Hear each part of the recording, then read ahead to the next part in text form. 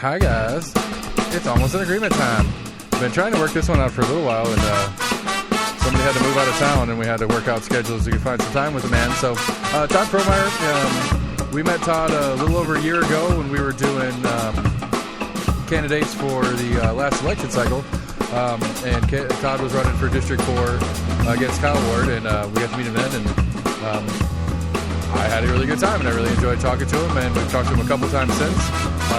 And so I wanted to catch him one more time before he officially left Knoxville, although he's not going many moons away, but we'll talk about that a little bit, as well as some other things. We are Almost an Agreement at gmail.com is the way to get a hold of us. We are on Facebook, we are on Twitter, we are on YouTube. Our website is up and running. It is almostanagreement.com. You can go there and get any and all episodes, as well as most major podcast providers. We're on those too. Help us out, tell your friends about us, do all that kind of stuff. We're trying to grow here locally. We finally snuck in one sponsor, but they didn't pay for this show, so they don't get to hear about it. So we're Almost in Agreement, and Todd Frommeyer, everybody, here we go.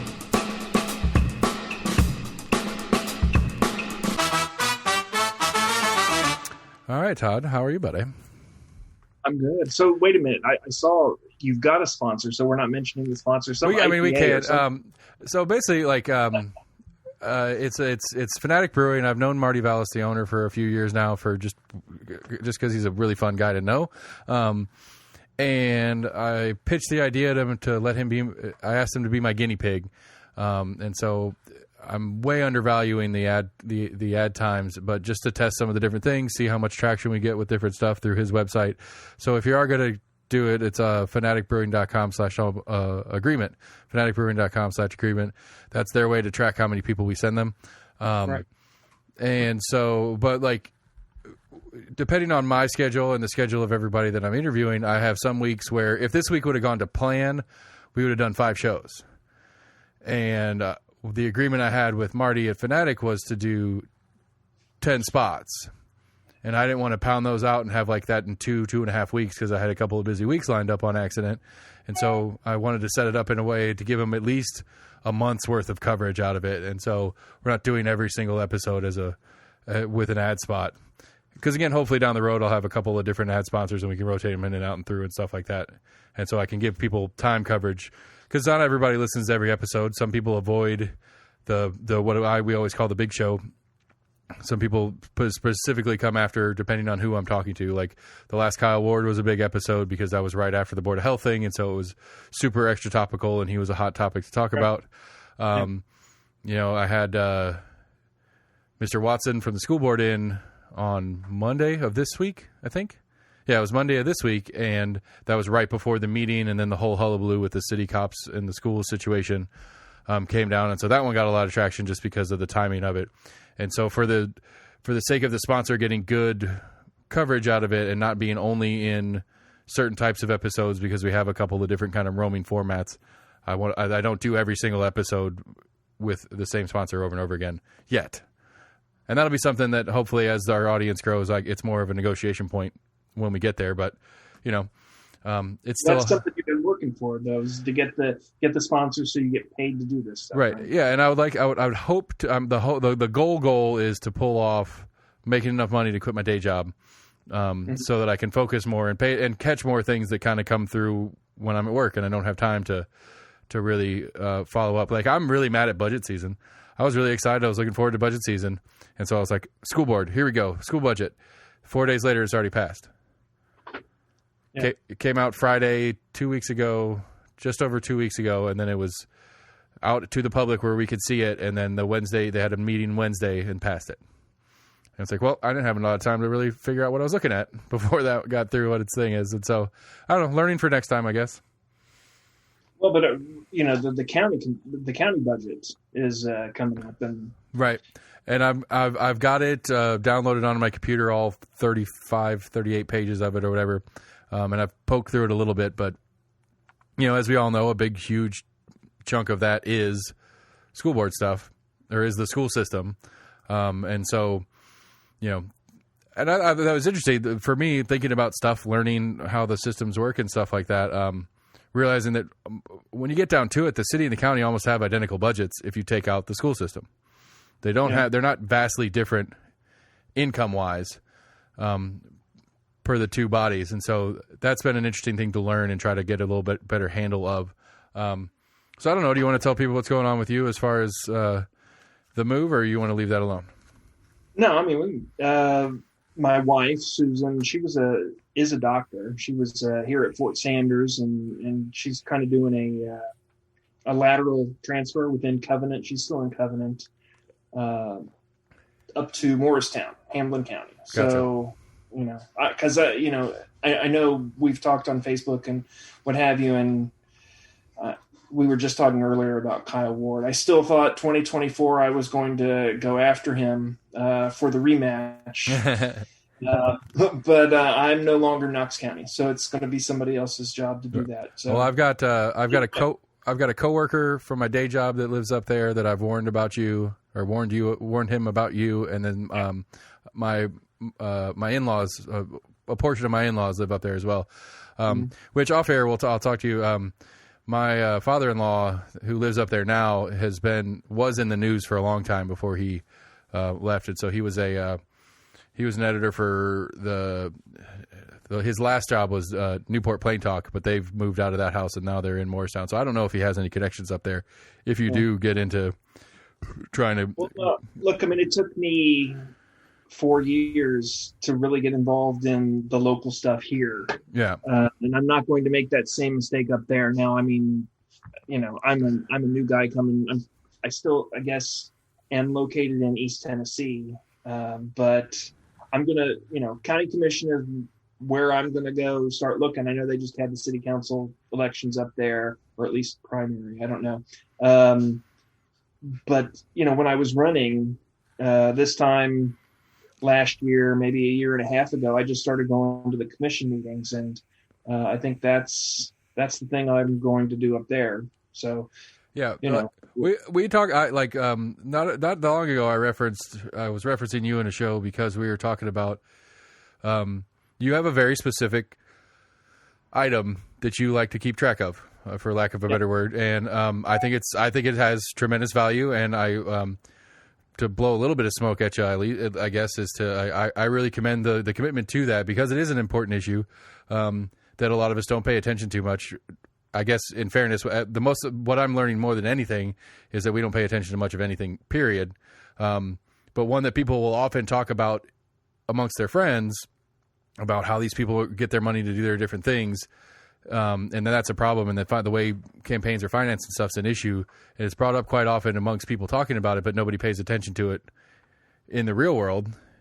But you are that reference here. And I appreciate that personally. Like, I think it's you sat through that 7.5 hour debacle meeting with me to not even talk about what everybody else was talking about, and I appreciate that. Yeah, well, it's funny because my campaign, I learned a lot about, at least Knox County wise, where to go to find stuff, the financial disclosures. That was my issue, was how the county commissioners take so much of their money from the people who then turn around and go ask them in their role as county commissioner to approve things. Right. And Kyle Ward's a pretty good example of that, but he's not the only one by any means. And so I really dove deep into that stuff here. The thing I'm finding out about Hamlin County, at least, it's not as user friendly on their website. So I still haven't found a place to go find the financial disclosures, but I think you can rest assured that will be an issue that I look into up there, because from what I can see, they don't have term limits. So there have been council members. So I'm in city and county up there in our new house, and it looks like there's been people there for decades in the same spot, as opposed to here where you've got the 2 terms, you're term limited, you're out. I'm not sure I'm in favor of. I'm not like a big proponent of term limits. I can see the positives and negatives, but I don't know. 28 years in the same council spot seems problematic, and so I'm gonna have to look into that up there.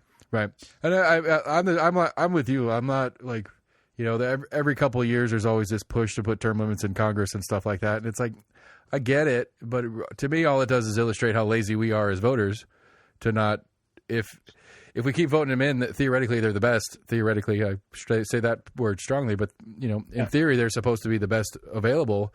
But reality is probably we're just too lazy to look any harder, and so the one that's already there, just continue, and it's more. I don't know. I often come across blaming voters on the show, and I'll do it again. I mean, it's our job to get them out if they're in there for too long. One of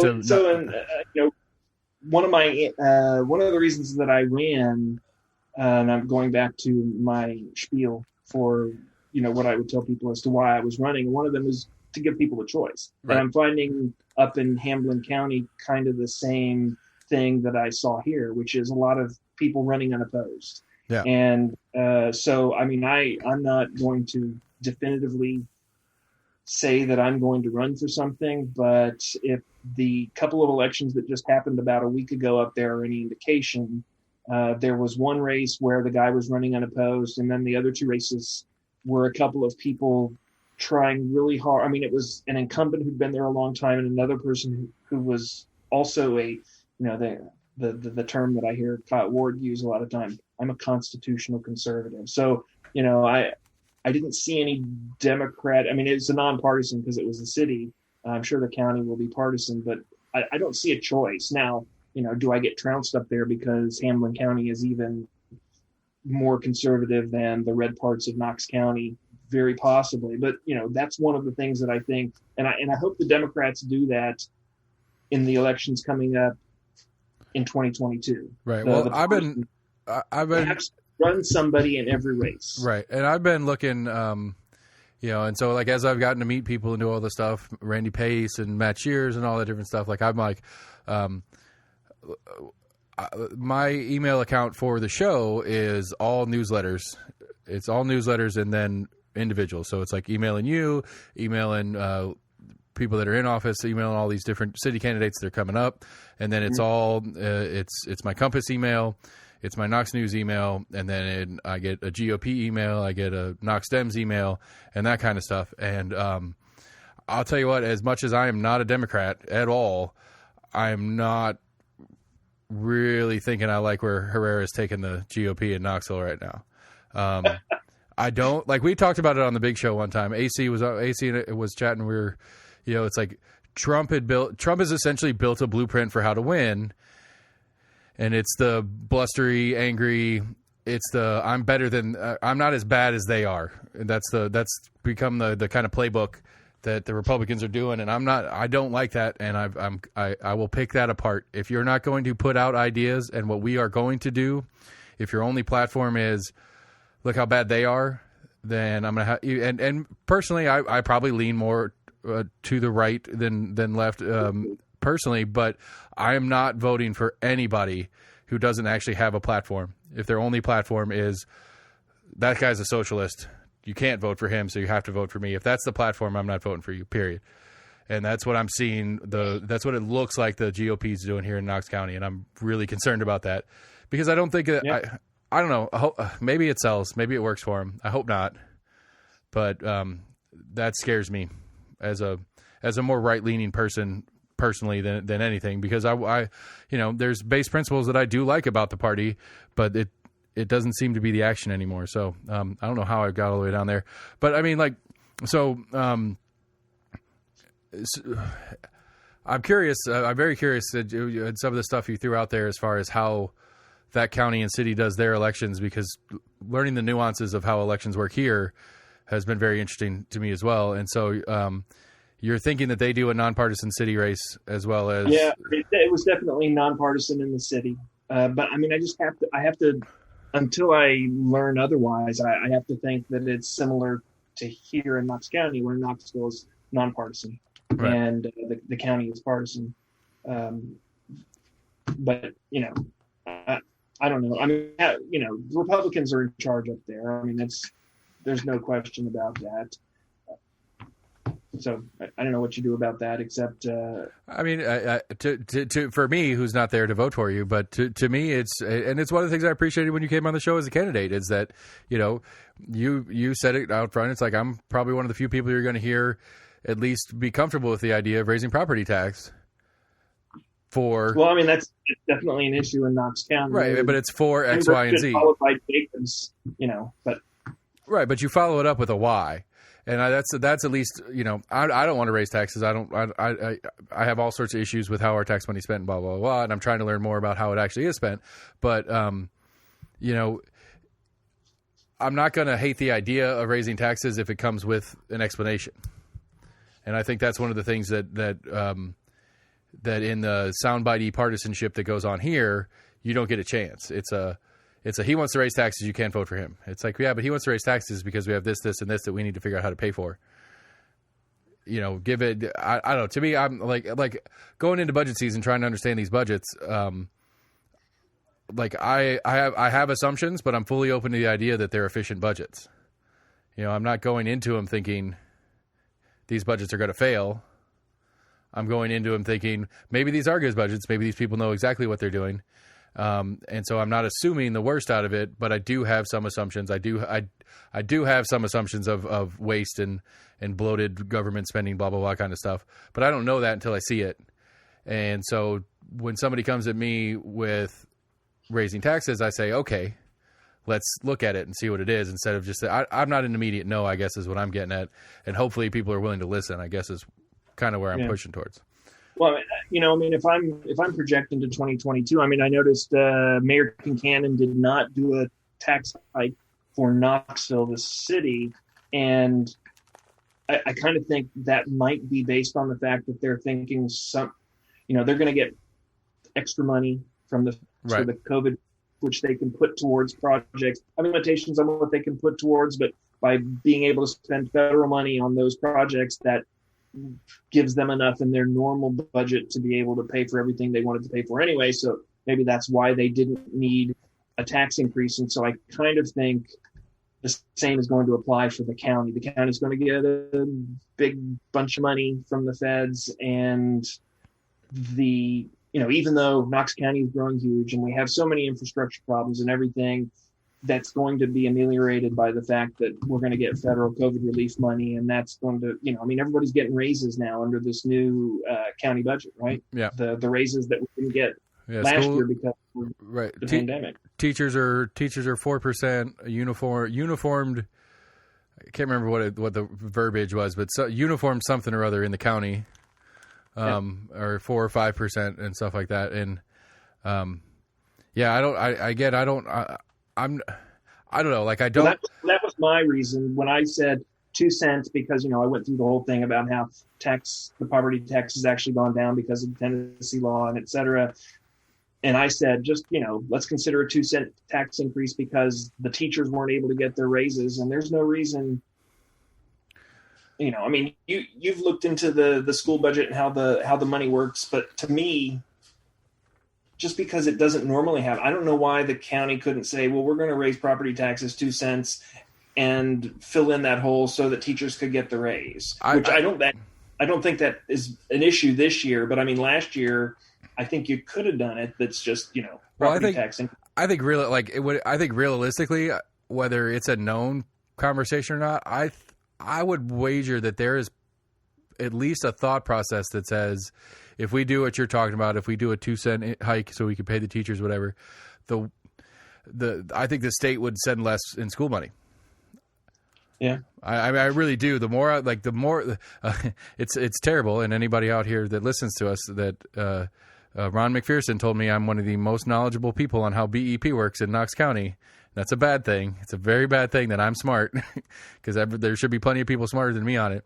But the way the formula works to be is the better the local is able to raise funds, the less funds they'll send. So if Knox County raises taxes with the intent to do something with schools or like that, at the end, my assumption is at the end of the day, our total school spending is not going to go up more than standard. So apparently, if we took COVID out, we would have gone up about $17 million in school spending last year, and then another 17 this year. With COVID, they trimmed for this past year, and so that it was almost an even budget from the prior year. And so now we're doing a $34 million jump, but it's really those 17 twice over the last 2 years.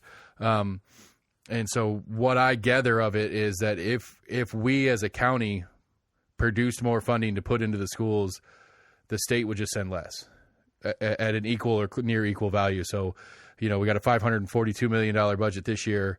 If we did something to put it at a $600 million budget, the state would send $30 million less or $35 million less next year because we can afford it according to the formula. Huh. And so I don't know that for a fact, but that's my understanding of how it works. Because again, Ron McPherson put the best stat as far as trying to explain how weird the school funding is. Knox County has 6% of the K through 12 population and gets 4.5% of the state budget for schools. Huh. And so that and again, I don't know if that is a fact of how it would work, but that's what it seems like to me, that the more we do it, the less we're going to get from the state, and it's going to come out even on the other side. And so we are already paying that tax in our sales tax that goes to the state already, and then we're going to just pay more in our local share if we do something like that. Yeah, well, that's too bad. It is. My 2% idea wasn't going anywhere anyway. That was something that when I was running, I did the blog and all these ideas. I tried to throw them out there on my website. Another thing with the taxes I would be interested in, and it wouldn't touch the school budget, would be why could we not increase property taxes and offset that with lowering sales tax? Because there's a Knox County add-on in sales tax, right? Yeah. Does that go to the state? Sort of. It's a local option. Yes. So the way I understand it is, so we have 9.25% is our total sales tax. 7% goes to the state. 2.25% is our local option. The city and county both have the same local option. They can do it their own way, but the city has decided 2.25%. The county has decided 2.25%. 1.7 of that 2.25% from the city automatically goes to the county for school budgets. 1.7 of that 2.25% for the county automatically goes to school budgets. So if we, and that's a charter item, I believe that was voted in the 90s, if I recall it correctly. And so we'd have to change the charter to take that off. And yeah, we could do it where we take it and we only do the, 55 cents or whatever the difference is. So we take the state 7 and then we just add the 55 and we keep that local and let a property tax pay the school part instead of the 1.7% that is currently fixed. I like the idea because if we do it out of progressive, it hits, theoretically, I own a house and I don't want my property tax to be higher, but I kind of feel like I can handle an extra couple of cents on my property tax in order to make sales tax go down. Right. And realistically also is that if we have a weird year, which the pandemic was doubly weird because it did not have the effect on sales that we thought it would. If it's a property tax, then we don't have the concerns of, well, we had a bad sales year, so we don't have the money. Where if it's property tax, it's a fixed number, more or less year in and year out. And so I get that makes sense to me if we were to do some kind of, the total kind of comes out the same, but we switch where it's coming from so that we're protecting the school budget from an economic downturn. Well, now, don't get me wrong. I think Knox County needs more revenue to do things within the county. Well, I'm just saying, but at least the way you do it. Right. But the way you could, fiddle with the property tax would be to say offset it with the sales tax. Therefore, you're not, conservatives don't want revenue to go up because taxes, blah, blah, blah. But, if you made it offset, it kind of feels like to me, there's more equity in that the people that can afford to pay the tax the least would pay less because sales tax, if you pay your whole check and go into the grocery or whatever taxable items, as opposed to people who own property and their property taxes keep going down because property values go up and Tennessee law says you can't increase revenue because of, that. Right. And I get it both. I do get it both ways on that for sure. But I don't know, because part of me, I go back and forth on, I'm not a big fan of the income tax in general because it is disproportionately affected to the lower middle class, because the top tier could figure out a way around it because they can hire the best accountants, and then the bottom tier who doesn't have income doesn't have to pay it or pays less of it, and blah blah blah. And so I like a sales tax being the primary revenue generator, but I get what you're saying as well, because again, like I said, I think if you take out some of the fluctuation, especially for things like law enforcement and schools, so that it doesn't matter if we have a weird economic year, if inflation, well, I guess inflation is not necessarily a problem on that, but at least like if we had another pandemic that actually fully shuts down and we lose billions in economic revenue, we still have money for schools because it's coming out of property tax. Yeah. And I am down for exploring different ways to do what we're doing, because at least the general consensus is nothing seems to be working right anyway. So instead of being like, oh, we're going to keep doing what we're doing and think it's going to somehow get better, that doesn't really sell well to me. But I'm opposite of you. I'm just less, take them out, get rid of them, less stuff. But whatever. I'll play the game. I'll take a shot. I'll take a shot at just something different, even if it's the opposite of what my philosophy says is the right move. Well, I'm not sure any candidates in 2022 ought to be asking for a property tax increase, just because I think with the extra federal money, it's not going to be as big an issue. But I think longer term, sure, Knox County needs to increase their property taxes so that they, even if you've got the schools and the police taken care of, there's roads, but maybe the federal money helps with the roads, because we're going to have Joe Biden's jobs plan is going to, work on infrastructure there. How about Kyle's flooding issue? Let's work on flooding issues across the county. Right. How about the Greenway project? These things I think make Knox County attractive to people wanting to come in, to employers wanting to come in, and so. Right. I'm very excited. I have on, I don't have it in front of me, but I have somebody from Planning Commission coming in on Monday. That's going to be interesting. That's going to be a whole bunch of, I have no idea exactly what you do, so please explain it all to me in deep detail, because I'm confused. Because we've got a serious, and I'm sure it's probably going to be the same up in Morristown too. We're looking at some serious growth here in East Tennessee pretty quickly over the next couple of years. And, I've brought it up to a number of people. It's like, we've got to figure out how to be intelligently proactive about this, because if we wait to fix the problems, if we wait for them to be big problems before we fix them, it's going to be more expensive. It's going to take more time, and it's going to be a less well done version of whatever it is by the time we get there. And that scares the crap out of me. And I'm out here. We have this whole North Shore corridor thing going on over here. Are you going to get anybody from them? No?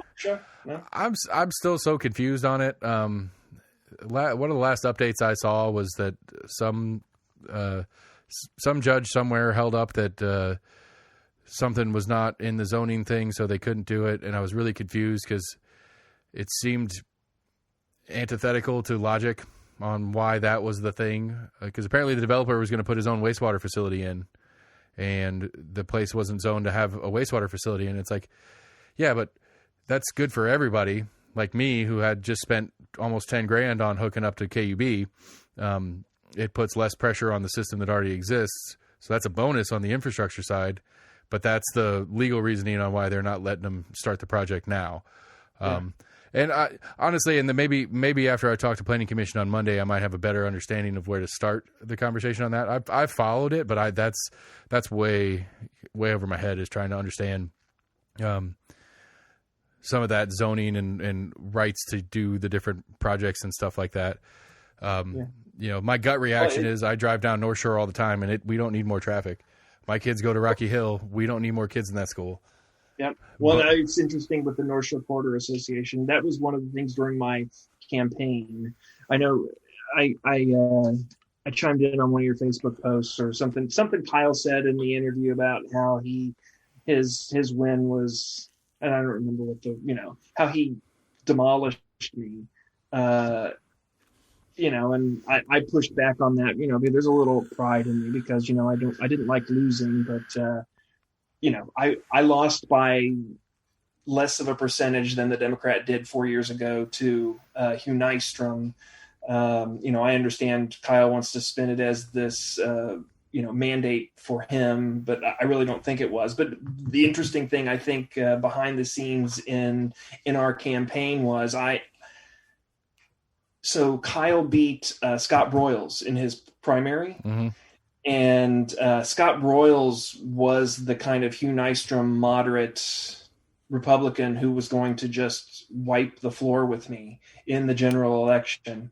Kyle came in, won the primary, and I actually heard behind the scenes from a lot of people, including members of the North Shore Quarter Association, who didn't appreciate Kyle's how close he was with Jacobs, and the fact that I was saying Jacobs was a big part of the whole development for the sake of developers. That was one of the themes from my campaign, got me some crossover votes from people who would probably normally have voted for someone like Scott Broyles, a more moderate Republican. So I think in the 4th district, it's interesting. There's a lot of the North Shore Court Association people are 4th district. So that's just something that's always stuck with me, with Kyle, that there's a contingent of Republicans who didn't vote for him, and because of the development issue. Well, it's something I talk to Matt Shears all the time. Like, he throws all these stats and percentage points against the last election and all that stuff, and I don't understand what it means. Like, what constitutes a landslide technically? I don't know. Like, a 60-40, is that a landslide? Is it 10 percentage points difference? Like, I don't like, and like, what's very interesting to be on that kind of conversation is that, like, especially Matt would talk to me all the time about how, Biden did so well in, like, District 4, Biden beat Hillary by like 7 percentage points or something like that. And that was a huge deal. And it's like, well, I don't know. We're going against Trump here. How many people just don't want more Trump? And it's not a Biden or a Hillary conversation. It's a not more Trump conversation. So, like, trying to understand the political science of the numbers, especially through a Trump presidency, was really weird for me to try. I don't understand. I legitimately just can't wrap my head around what that actually means. Yeah. Well, I mean, I could see in 2024, I could see an argument that would say the moderate Republican in the vein of Hugh Nystrom or Scott Broyles would have a better chance of knocking off Kyle Ward than whatever Democrat we end up putting up. Just because I think that, there's definitely a lot of Democrats in District 4, but not a majority. But the Republicans tend to be for lack of a better term, country club Republicans, the ones who are Republicans not because of social issues or cancel culture, but more because they want taxes to stay low. Right. Yeah.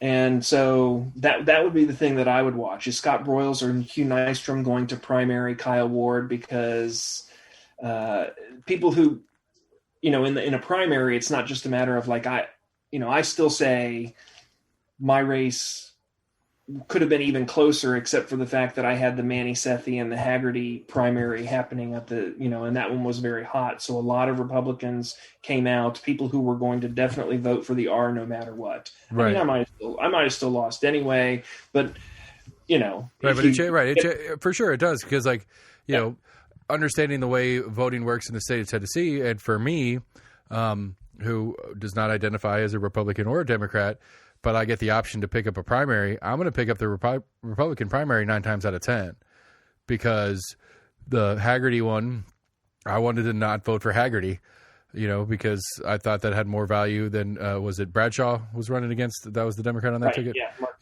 But she actually upset the guy who was expected to win. I forget his name now. But from from where I'm this is over a year ago, and there's been lots of beer since then.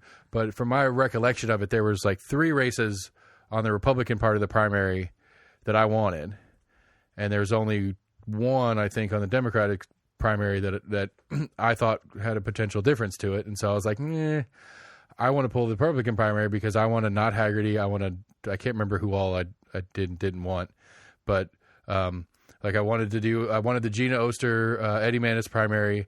I wanted the Not Haggerty primary, and then there was a third one, and I cannot recall which one that was. And so for Republicans, for the more specifically Republicans pulling that primary, that goes along with the county general, and they're out in more droves because the Democratic part of the primary there wasn't as exciting, for lack of a better word. If you look back to 2016, in the same situation, Hugh Nystrom beat his Democratic opponent. I forget her name. But the total votes in that race were like 4,000, maybe 4,300, whereas Kyle and I combined exceeded 10,000. Right. And that was driven by the primary, especially the Republican senatorial primary. And if I'm running last August in a race where there's an incumbent Republican with no primary opponent, that doesn't drive out the extra turnout, and maybe I still lose. I'm not trying to say I would have won, right? But there's different, right? But it's a different, and like I've had Chris Davis in a couple times, and we've talked about different stuff like that. Like the city races, like again referencing Matt Shears about how like the Democrats own the city for election wise, even though it's a nonpartisan race. But whatever, everybody knows it's still fairly partisan. And so the Republicans at their reorganization meeting that I went to, and I wrote a small piece for the Compass for. If you're not a Compass subscriber, you should do so. Even though they are not a sponsor of the show, you should still be a Compass subscriber. But they did. I wrote a small piece for them about my experience going to that GOP convention, and they were very adamant about we are going to push hard to get candidates in the city races and into city seats. And Matt kind of scoffed at it, like we own this city. They're wasting their money. And shortly after that, I had Chris Davis in again, and he talked about how the numbers are. And so I actually pitched at Brian Hornback. I was like, "Hey, this is a like mini story that I thought about, but it doesn't really make sense for me. Why don't you kind of run with this piece?" And it's like, it's literally for the Republicans to win city races, they have to go out and drive voter turnout, which is so narratively backwards from what we're used to hearing. And I just thought it was a funny little thing. And it's like, so we're literally in a situation where the narrative that we're so often hear is going to be backwards. Well, and so, in a position like mine, everything I read, you get your number. Well, here's the number of votes that I think I need to get in order to win this race. And the data point that I had base that on was Hugh Nystrom against Davis, I think it was her name. And so, and again, they had 4,300 votes. So what's my number?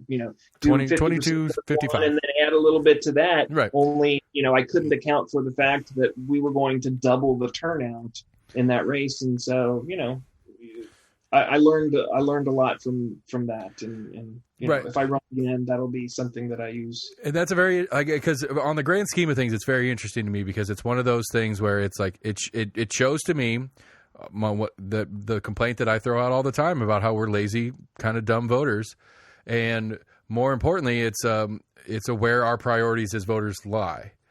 And maybe it's not I don't know if that's the right wording, but the priority of a voter that wants to put forth the effort is when it's the big races, and that phrase about I don't know how to explain it. It's just like, why are they the big races? They're the big races because they have the most money spent and there's the most stuff going on around them. But at the end of the day, when you get down to the brass tacks of what the big races are supposed to be, what are the ones that are most important to you in your day-to-day, those are the ones that get the least turnout unless they have something big with them. And that's my problem, and I'm trying to figure out how to solve that. Because it seems to me that the school board races, these city races that some districts are under 10,000, what city's 180,000 currently? I don't know. We haven't seen the new census stuff, but just under 200,000 people in the entire city, and there's city races that are getting 10,000 total votes. You're talking about 4,000 total votes in a district, in a primary for a district and stuff like that. It's like, that's like, you hear the silent majority thrown around all the time in political conversation. It's like, well, then stop being silent and go out there and vote. Yeah, no doubt. Because I'm going to put a cap on this just to say 2024, if I'm not mistaken, Mark Bradshaw, right? The one that you hate. Blackburn. Probably. Blackburn, that's it. Who? Oh yeah, it was Mark. So Blackburn is an incumbent senator. Probably won't have a strong primary challenge. Therefore, that race may be back to the 2016 levels of, lower turnout in August. Right. So, if I'm rooting for Kyle Ward to lose in 2024, assuming he just doesn't decide to, run to replace Jacobs or Jacobs is running. He's already announced that he's running for re-election. Yeah. So that's 2022 anyway. But I'm just saying, assuming Kyle's planning on running for re-election in 2024, it'll be a different scenario, and I just hope that the Democrats can put up someone that can run a good race. I mean, I know there's one guy on Facebook that we run into occasionally, and he's probably not the best. I invited him to come on the show. I was like, man, you're passionate about it. You seem to know a lot about it. I'd love to talk to you about it. And he friended me on Facebook so that we could chat, and then he blocked me. Yeah. And so, it was weird because I've never had this experience before. So I was in a conversation. I think it was on one of the Compass things. We were commenting on whatever the main story was, and everybody kept referencing him. Yeah. And responding to him, but he wasn't there. And I was like, I'm so confused on what I'm looking at right now. And then I realized that he blocked me, so I can't see his responses, but everybody else can. Well, this article that I shared that you and I were going back and forth on a little bit. Yeah. He chimed in there with some. Wait, on the one that we've been talking about? Extreme. Like on the one that we've been talking about earlier tonight? The Ward thing that you and I were going back and forth on a little bit. And I didn't see any of that.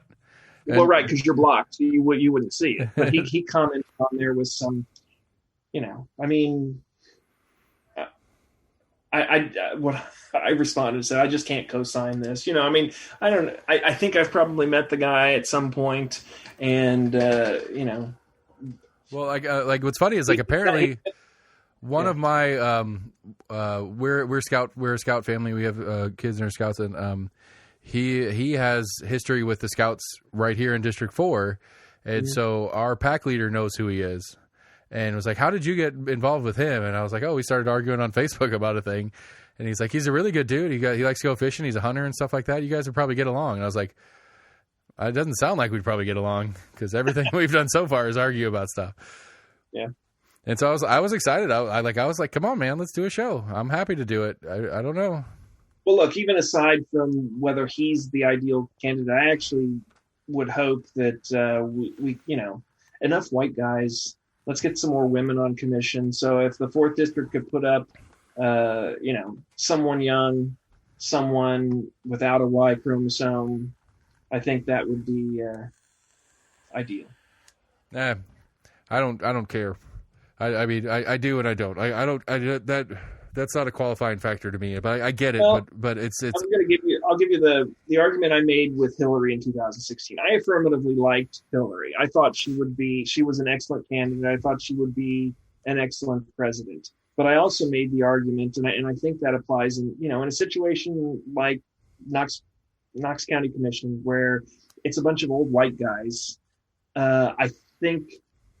Now, I mean, fortunately, there are women on there now, but I mean, that hasn't always been the case. And I think a little bit more representation from women in those situations is an affirmatively good thing. Now, I mean, if it's a woman who's clearly not qualified for the job, okay, I get that. But, for the most part, all things being equal, if there's a lady on board, it's a plus.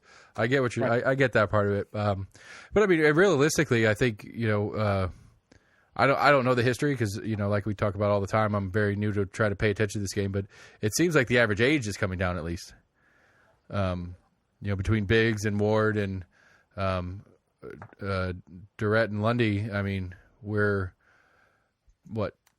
half the commission is under 40 now. Yeah. Or near 40, where, historically it was in the 60s and stuff. Because then again, and Kyle brought it up on the last time I had him on, this year specifically, you've got to have something that affords you the time and accessibility to do the job. You can't live off the job. You can't you can't be a professional county commissioner. It's just not enough. It's just not functional. And so to try to balance the time and stuff like that, you've got to have something going on where you don't have to be fully involved. Which, I don't know. Like I might run I might run as an independent in 24, more as a publicity stunt than anything, but I might actually do it. So, but would you be affirmatively libertarian? Would you say I'm running as a libertarian? I know you can't put an L on the ballot. It's a waste of it's a waste of a 3-syllable word in anytime I speak out loud to say I'm a libertarian. Okay. I'm not that or that. I mean, I don't know. I don't know. I don't want to do. I honestly don't want to do it because I enjoy this too much. And if something stupid was to happen, like I win, then I can't do the podcast anymore. Yeah. Or I'd have to shift the podcast into this is I'm your county commissioner podcast. And, I'd have to go through sunshine law to have interviews with people and all that kind of crap. And I don't want to, this is too much fun. And I think this is more important. I mean, for where I sit on it, this is more important to me. I think this has more value over the time. I think this has potential. It's not there yet, but I think this has potential to have more impact as I get better at understanding it and get better at communicating it. And some of the different things that I'm working on for future stuff where we're going to do little mini shows that are kind of like our version of the Compass Daily email, stuff like that I'm looking into trying to do to make it a more accessible, to make actual information more accessible to the public. Cause I'm all bent out of shape right now about the, Kincannon pulling the police out of schools narrative that's going on right now, which is just so ridiculously inaccurate. But that's what everybody's talking about. And it's like, it's 15 cops. We have 89 schools. The uniforms you see are not cops. People don't it drives me crazy because people don't understand that the uniforms you see in school, most of them aren't actual police officers. They're employees of the school system. But most people don't know that. And so they read the headline, Kincannon pulls police out of schools. They think all of a sudden we have no officers in the schools anymore. And then Spangler, plays the political game. It's like, my officers are staying in the schools. It's like, well, you have like 26. Knox County Schools has 100 and something on staff. Those aren't going anywhere. There's at least one in every school, period, plus. But the narrative's so shifted in that it makes it sound like we have no police in schools anymore. No protection. And that's false. And it drives me crazy. And even the News Sentinel, which tends to lean more that way, I feel like as I read it, I'm a subscriber now because I need the information. I feel like it leans more left than it does anything, but it still runs the narrative because it's exciting and it sells papers. I don't know. I'm ranty tonight. I'm sorry, Todd. No. I mean, it's an interesting issue. I'm interested to see where you're at on baseball stadium because I think it's going through, right? Yeah, it's happening. Yeah, it's absolutely happening. I can't imagine why it's not I'm on board, but this $1 million rent is not enough. That's where I'm at. Okay. You're following it a lot more closely than I am. But so the switcheroo and where Lee put the money in the budget instead of is that a wash? Are we getting the same amount? More or less. I think we're getting a little bit more that way than we would have than projected sales tax revenue otherwise. Yeah. And, at the end of the day, it's a fixed number and we don't have to depend on the sales tax revenue, which I don't know, the argument's in place where, I want to, one of the things that I find very interesting about this, and it's not particularly libertarian of me or whatever, is that it is the original format of it. It was text to user format for the most part. The majority of the funding was going to come from the people who used it and the surrounding area. That was the special tax district. That was the all the different projects around it and the TIFs and pilot programs that are going to go on with it.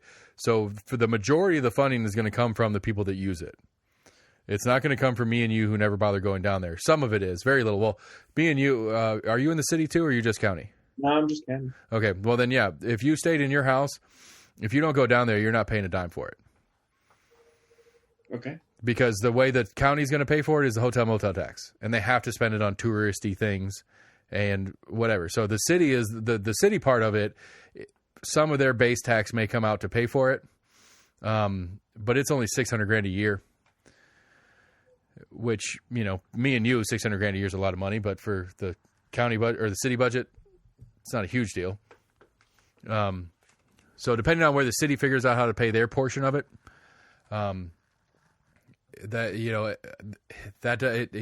going to be right now. The conversation is rent's about $1 million. The city pays $600,000, county pays $600,000, and then all the other fun little tax things will pay the other $1.8 million a year that it's going to cost to do. Yeah. But all that main $1.8 million is going to be use. It's going to be people that are down there, people that either live there, the businesses that go in there, the taxes generated by the businesses that go in there.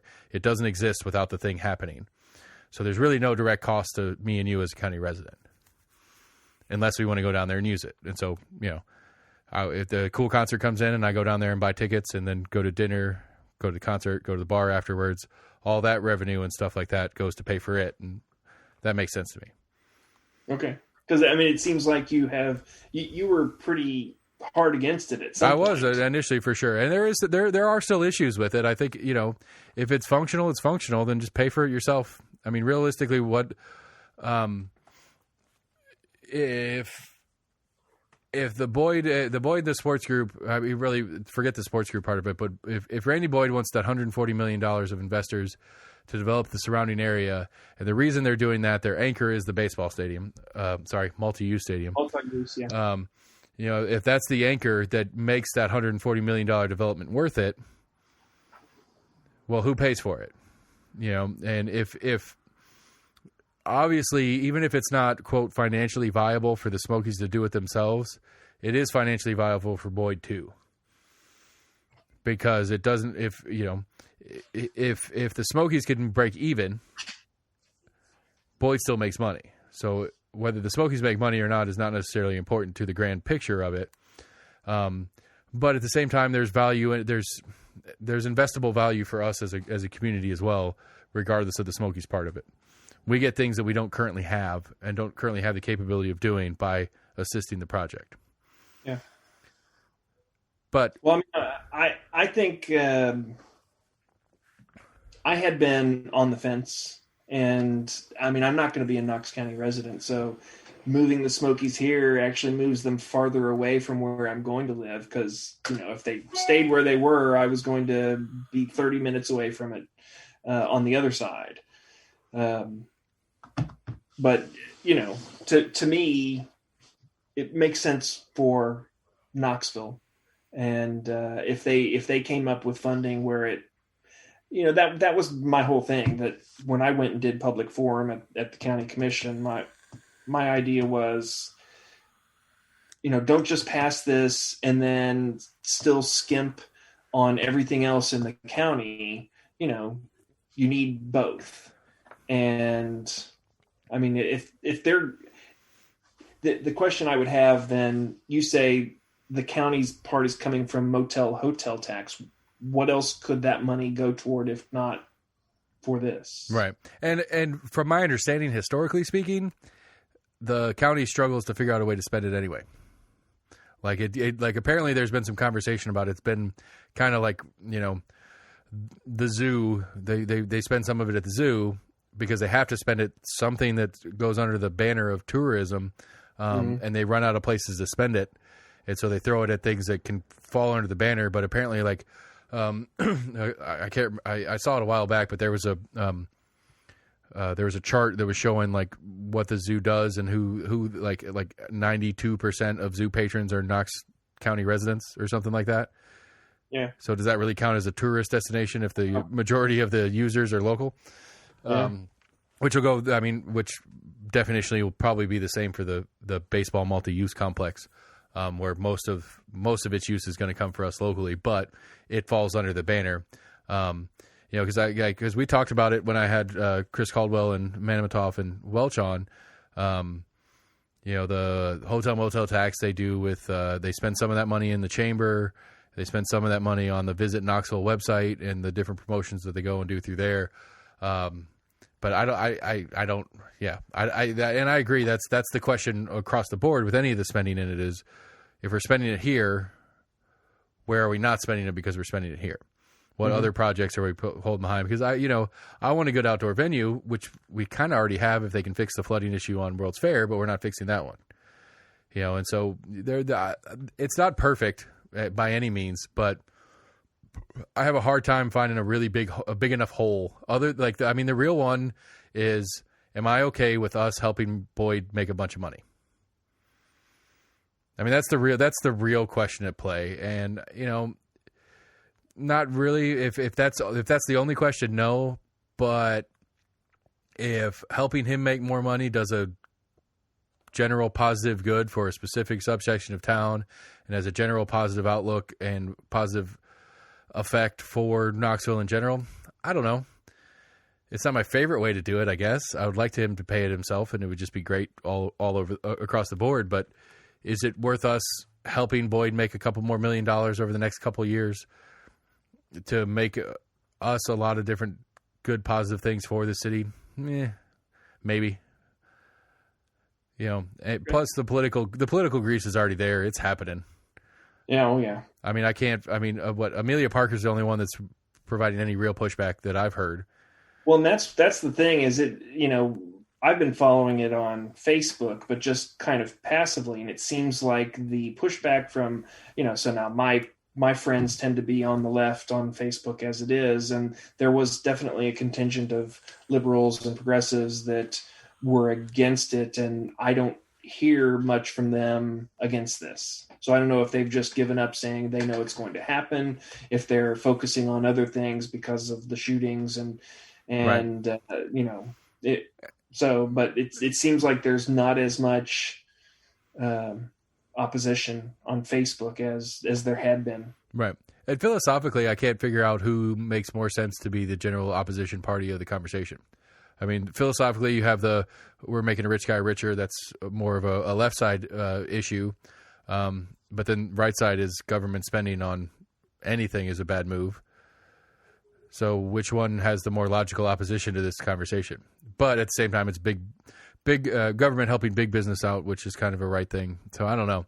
And I don't know. It seems to be that and especially with the way the state did the switcheroo on it, it's actually a general positive across the board. Because now all the taxes do their normal thing, going into the schools, going into this, that, and the other, the normal tax breakdown, instead of having it not come in. So if it does exceptionally well, and all that development gets filled up, all those commercial things that surround it, the bars and restaurants that are going to go in there, and the retail, and all the condos get filled up and stuff like that, and it's really, really generating income, the state is going to do really well off of that, which then turns into the total budget of schools goes up, the total ability for Knoxville and Knox County to raise money for the way it raises money goes up. And so it's a net positive for everybody, really. And again, I was talking to Scott about it, Scott from the Compass, and he's like, Sevier County is going to sell that piece of land, or they're going to develop something else on that piece of land, and they'll probably make more money off of whatever they do than the baseball stadium that's currently there. So I don't know. It's hard for me to find a hole other than I don't like that Randy Boyd makes a lot of money. Well, speaking as someone from the left, I get that we don't want to support the rich. Right, but again, that's that at taxpayer expense, I should say. Right, but it's not. I mean, it's sort of it is and it isn't though, because the taxpayer expense is going to be those that use it. So it's almost it's a use tax. It's the people that want to live in that urban lifestyle near that thing, that live in the house or that go to the restaurant and then go to the game. Those are the people that want it are the people that are going to really pay for it. Where you and I don't have to pay anything for it. Especially once you leave county, but even in county where you sit right now, you're not paying for it either. Mm-hmm. And so how can I complain about that? I mean, I'm not paying for it. Okay. I don't know. I don't know what else we got. A couple more minutes and then I'm going to let you go on with your life. Well, I was actually going to say we should wrap it up now because I told Susan that I'd just take an hour. We're still moving. The one thing I want to go back to just real quick to the development, because it was something that jumped in my mind.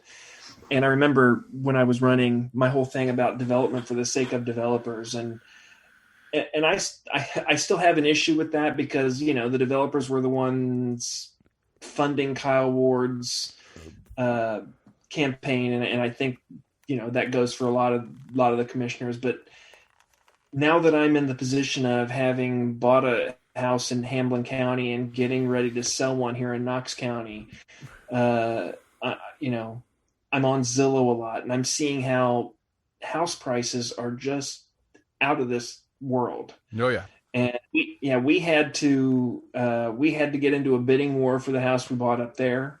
Now, fortunately, I think we'll go ahead and break even because we're going to be able to sell the place we're in now for more than we bought it. Oh yeah. But still, I'm hearing stories all over about people, not being able to find houses or, just paying exorbitant amounts for their houses. Actually, I was going to hit you up. As you were getting into that, I was thinking I have a very one of the co-hosts on the show. He's been shopping for a house for over a year now. And before you actually list your house, you might have to help me out and see if give my buddy a chance to look at it. I've been actually hearing, like, with direct messages on Facebook from a lot of people once they hear we're leaving, and basically we bought up there. Fortunately, we didn't have to sell this one before we bought that one, so we're in that one. Our stuff is getting moved out of here May 20th, and I think we'll probably list it within a week. We've got people coming in to do the cosmetic stuff to get it ready to sell, and don't bother. Don't bother. Just list it as is. It's going to go for more. It's going to go for more than you pay for it.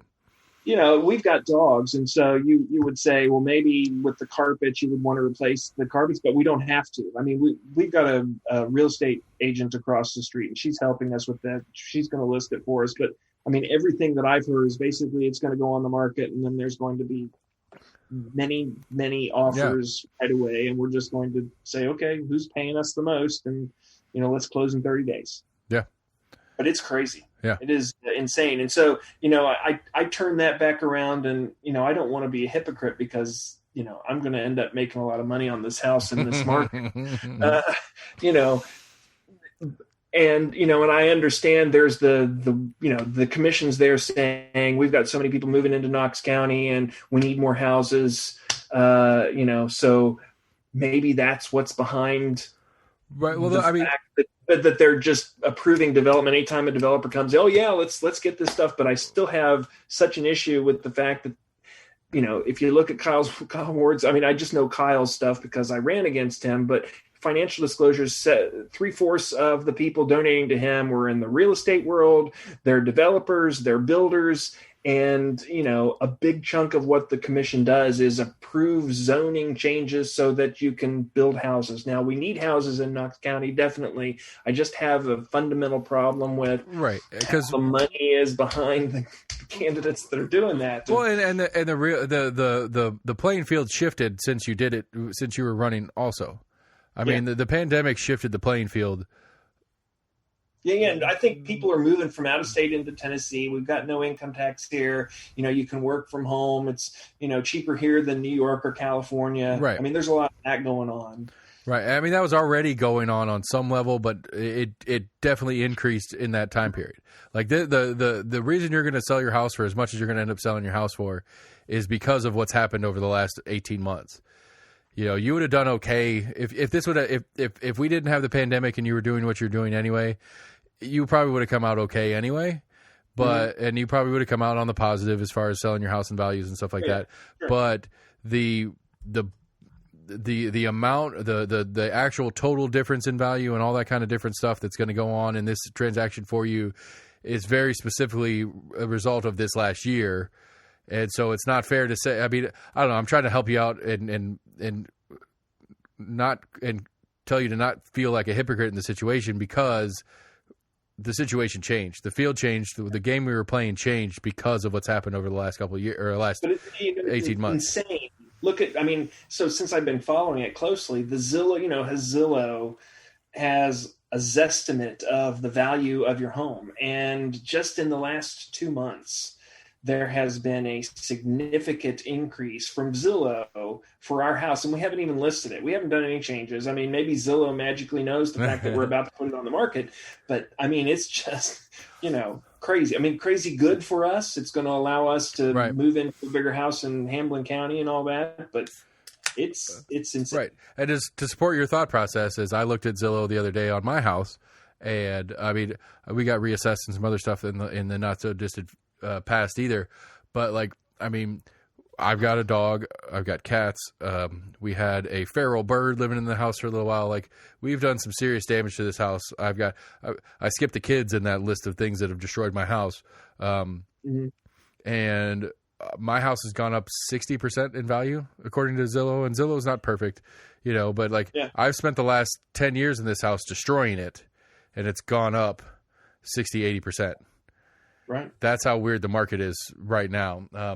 So I don't know. And that brings us back to the property tax thing, just because I know, the state law says that when the property tax assessor goes and says the house here, Lawrence Glen is this much more in value, I still am going to pay the same amount in property tax, which means Knox County's property tax rate, and I know it went down 120, so it's like 212 per 100 right now, something like that. It's going to go down again next time there's an assessment of property in Knox County, because they can't increase revenue. It's going to go down again.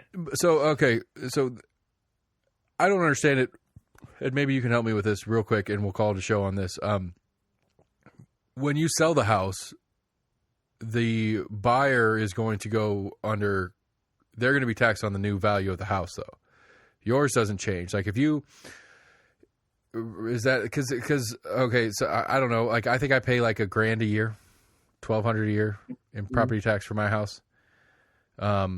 If, with the crazy market that's going on right now, because I pay $1,200 a year.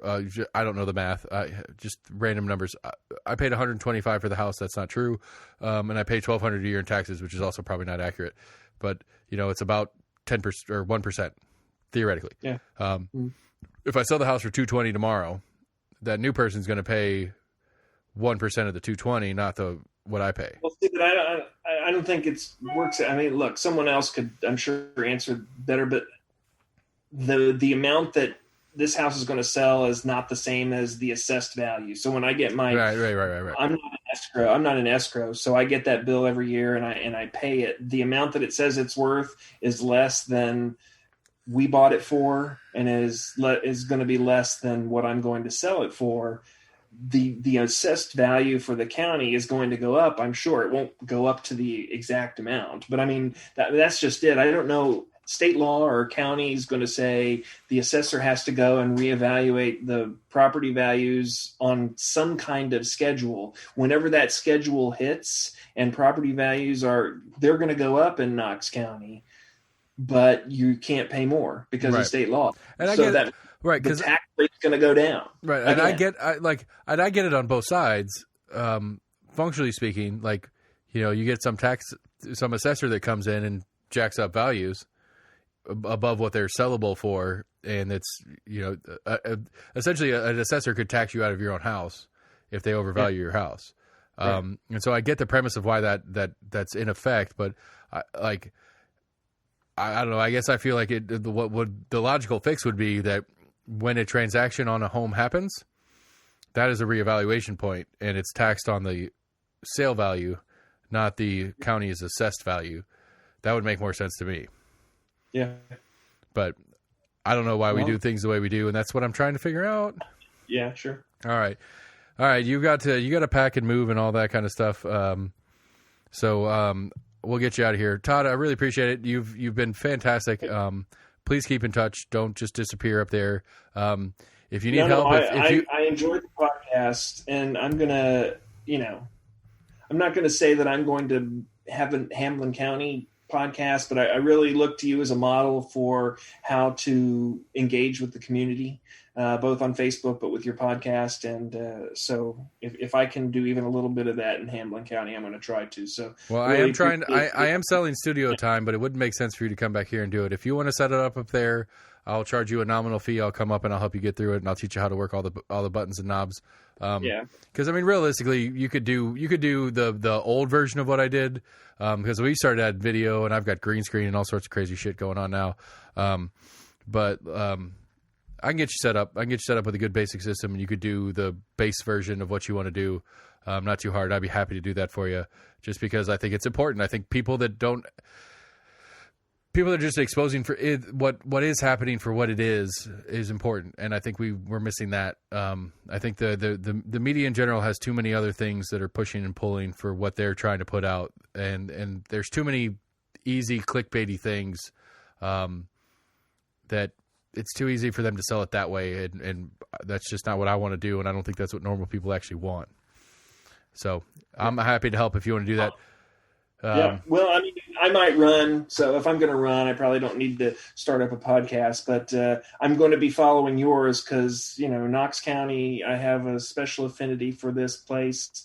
I'm really rooting for a lot of good things, a lot of friends and in the area. And so you'll be hearing from me on Facebook at the very least. All right. Well, Todd, I appreciate it. Outro music. Todd Frommeyer, everybody. Candidate that was district for the past, I don't know. Just a good general dude to know that knows a lot of the things and parts and pieces of what's going on. And, I could say I know a JAG officer. That's kind of weird and fun. But we're almost agreement at gmail.com, Facebook, Twitter, YouTube. Almostatagreement.com is live and up and running. You can go there. You can get all the episodes as well as any of your favorite podcast providers. You can get us there.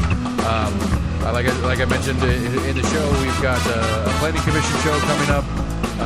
We're going to try to get into the county budget if I can get any depth of knowledge before it actually gets passed. But for tonight, I really appreciate Todd. It was a good show. It's always fun to talk to him. And we're going to get out of the way and call it a night. Thanks, everybody.